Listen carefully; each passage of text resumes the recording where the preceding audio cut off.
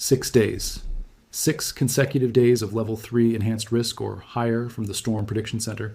6 consecutive days of tornado watches, tornado warnings, tornado emergencies, and the specific bone-deep exhaustion of a region that has been processing one catastrophic severe weather event after another since an EF4 tornado flattened parts of South Enid, Oklahoma last Thursday evening.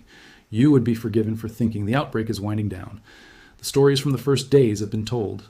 The Enid EF4, the twin tornadoes near Forker, Oklahoma on Sunday, the 2 deaths in Runaway Bay, Texas on Saturday when an EF2 tracked through a residential area and killed people in their homes, the Stone County, Arkansas tornado emergency at 11 p.m. Monday night, an observed destructive tornado that stayed on the ground for approximately 10 miles with debris lofted high into the air, the roofs torn off homes and municipal buildings in Glasgow, Missouri, the more than 300,000 customers without power across Illinois and Michigan by Tuesday morning, the Milwaukee winds, the Germantown, Illinois tornado. 6 days of this, and you would be forgiven for thinking the worst is behind you. You would be wrong. Because what is coming today, Tuesday, April 28th, 2026, is not just another day in the same outbreak. It is a different storm, a different threat, a different geography. And for the Dallas-Fort Worth Metroplex specifically, it is the single most dangerous hail threat of the entire 6-day sequence. The Storm Prediction Center has issued a level 4 high risk, the second highest classification on the 5-level scale, reserved for events where widespread, significant severe weather is considered highly likely, specifically targeting Dallas and Shreveport, Louisiana. The primary threat is not tornadoes. It is hail up to 4 inches in diameter, grapefruit-sized, the kind that dents steel frame vehicles, punches through asphalt roofing shingles to the decking beneath, and can kill an unprotected person who is caught outside when it falls. And this specific threat, the 4-inch hail threat for Dallas, is the forecast that is going to make Tuesday feel very different from everything that came before it. Let us understand exactly what is happening and why the system refuses to die. Because 6 days of consecutive level 3+ risk is deeply unusual, and the atmospheric architecture behind it tells you everything about why Tuesday is not a retreat but an escalation. The outbreak began with a near-stationary extratropical cyclone, a large, slow-moving, low-pressure system parked over the central United States that served as the organizing mechanism for the tornado-producing supercells from April 23rd. Through April 26th, the Enid EF4, the Runaway Bay fatalities, the Twin Forker tornadoes, the PDS tornado watches, all of them organized around that original system. But the Wikipedia tornado outbreak documentation, updated in real time as events occur, records something specific about April 27th that matters for understanding Tuesday. It was the first day where the majority of severe storms were not caused by the original near-stationary cyclone. They were caused by a new, intense extratropical cyclone that moved in just south of it, not the same system wearing itself out. A fresh system, arriving alongside the original, producing its own outbreak while the first was still generating damage. That second system is what is driving Tuesday, and it has a different character from the original. The first system's primary danger was tornadoes, discrete supercells with persistent mesocyclones in a strongly unstable air mass with rich, low-level moisture and steep lapse rates. Tuesday's system has a different profile. Mid-level lapse rates steep enough, and mid-level flow strong enough to support large to potentially very large hail and damaging winds, with the tornado threat lower given the time of day and the tendency for storms to be at least slightly elevated. The SPC's Day 1 Convective Outlook, published at 1 a.m. Central Time this Tuesday morning, describes the threat precisely. Widespread strong to severe thunderstorm development appears probable across the middle Mississippi into lower Ohio valleys this afternoon through this evening, accompanied by potential for a few strong tornadoes, damaging wind gusts and large hail. And then, separately, the high-risk upgrade for Dallas and Shreveport, specifically targeting the potential for grapefruit-sized hail 4 inches in diameter from supercells initiating over the Ark-La-Tex region in the afternoon. Here is what 4-inch hail does that makes it qualitatively different from the 1-inch or 2-inch hail that most of the previous days have produced. 1-inch hail, quarter size, damages vehicles and strips granules from asphalt roofing shingles, reducing their effective lifespan. 2-inch hail, golf ball size, dents car hoods, cracks windshields, and causes immediate structural damage to roofing systems that will require professional replacement. 3-inch hail, baseball size, totals vehicles, penetrates standard residential roofing to the decking layer, and can shatter windows in well-built structures. 4-inch hail, grapefruit size, does all of that and more. It can penetrate roofing to the interior of the home. It can damage concrete. It can kill livestock. And a hailstone that large, falling from a supercell's updraft at speeds estimated at 90 to 100 miles per hour at terminal velocity, is a lethal projectile for any unprotected person caught outdoors. The level 4 high risk for Dallas is not an academic weather forecast. It is a warning that should cause every person in the threat zone to be inside, under a solid roof, away from windows, before the storms arrive this afternoon. The Dallas-Fort Worth Metroplex is the specific geography that makes Tuesday's threat so consequential in human terms. The greater DFW area is home to approximately 8 million people. It is one of the most populated urban regions in the United States. Its suburban sprawl, the endless miles of ranch-style homes, commercial strip developments, parking lots the size of small towns, and elevated highways, is the precise landscape where large hail produces the most economically devastating damage at the largest scale.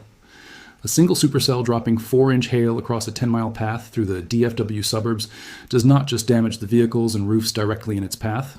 It triggers an insurance event of potentially several $billions. The most expensive hailstorm in Texas history, the April 28, 2012 event that struck Dallas, produced insurance losses estimated at $3 billion. Tuesday's threat is, according to the SPC's Level 4 designation, at least comparable in its potential. And the system is targeting both Dallas and Shreveport, Louisiana, meaning the geographic footprint of the highest intensity hail threat spans several hundred miles of populated areas across 2 states. But the hail is not the only story of Tuesday, and this is the part that makes the very different framing of today's broadcast completely accurate. Because simultaneously, while the severe thunderstorm system is targeting Dallas with grapefruit-sized hail and driving another round of tornado threats across the middle Mississippi into the lower Ohio Valley, something else is burning. Literally. The Fox Weather headline confirmed what had been building for days in the wildfire risk reporting. Deadly wildfires are raging across Georgia and Florida, fueled by dry conditions and what Fox Weather described as a historic drought. The same atmospheric pattern that has been driving the severe thunderstorm outbreak in the central and southern United States, the slow-moving frontal boundary, the warm and dry air mass on the western side of the system, has produced record dryness across the southeastern United States, specifically across Georgia and Florida, where April has delivered near zero rainfall to a landscape that has been running on rainfall deficits accumulated across weeks and months of below-average precipitation.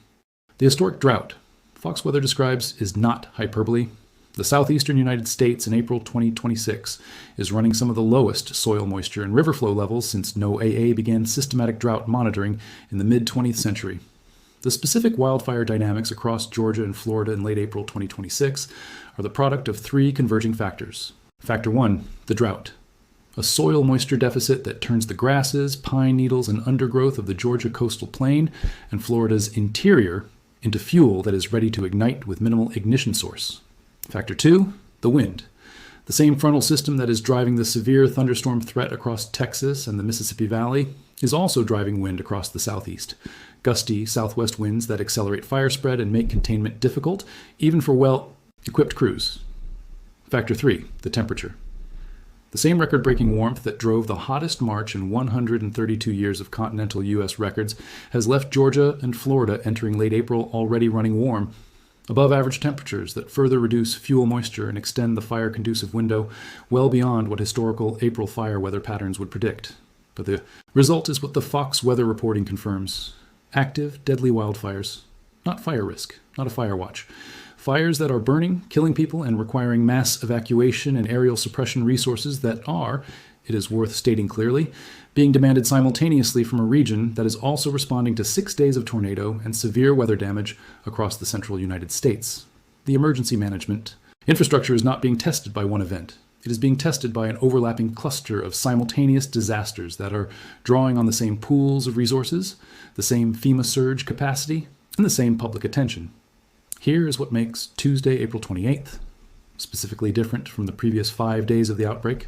The reason this particular day is not just another chapter in the same story, but the emergence of a genuinely new threat profile. The previous 5 days were primarily a tornado story. EF4 in Enid, EF2 deaths in Runaway Bay, tornado emergencies in Arkansas, PDS tornado watches in Missouri and Illinois, tornado warnings that sent hundreds of thousands of people to their basements and interior rooms. The public communication, the media, coverage, and the public safety messaging was calibrated for tornado events. Shelter in place, get to the lowest level, away from windows, protect your head. That messaging is deeply established in the American Midwest and Plains. People understand tornadoes. They know what a tornado warning means. They know what a tornado emergency means.